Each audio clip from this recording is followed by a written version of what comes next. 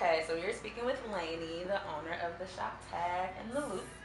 And okay, I'm gonna ask you a few questions, and we're gonna have fun with this. Let's do it. Okay, so how does it feel to have your store on a street that was voted by the American Planning Association as one of America's top 10 streets? Oh, awesome. This was the only place I wanted to be when I started thinking about opening the store. I grew up coming down here, shopping Avalon, since I was like in middle school, so it's diverse, there's lots of different things, lots of different kinds of people, there's always something happening. This just seemed like the best fit. The logical. Yeah, and I'm so glad that it's acknowledged, as such a great area. That attracts business just, kind of on GT. Absolutely. Like, hey, this is a great street, so let's go go see check what's it on out. it. Right, absolutely. Okay, so for people who don't know about your store, tell us a little bit about it. Okay, we are a vintage clothing store. I carry men's and women's clothing and accessories. I focus on mainly items from the 1960s, 70s, and 80s.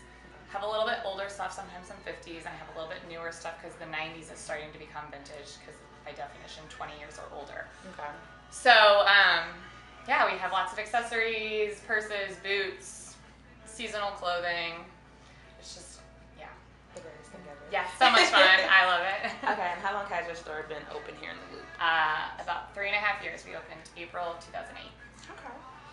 And what inspired you to open up Timeless Authentic Garments, our Tag?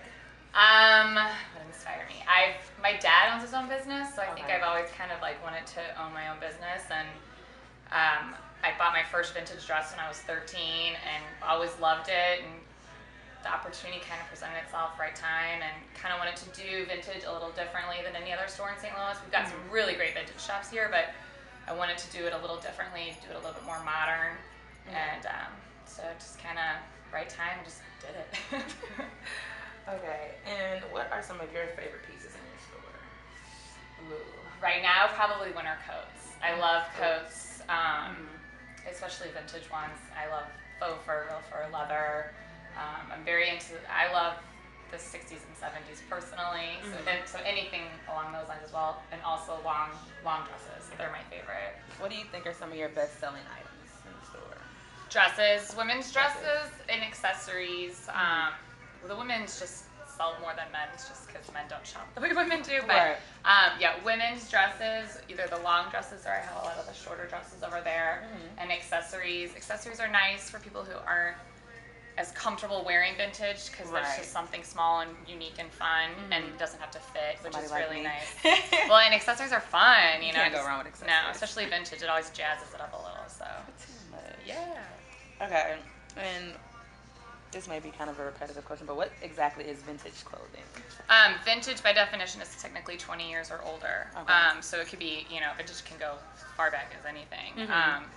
But like I said, I focus on the 60s, 70s, and 80s mainly just because that's my personal taste and kind of the style that's on trend right now as well. But so everything is, used, but we do clean everything, mend everything, try to keep it very organized and easy to shop because sometimes vintage can be a little overwhelming. And where do you get your clothing from? I work with some collectors who kind of slowly sell off their collections to me. I do buy from individuals who bring to the store. It's by appointment only.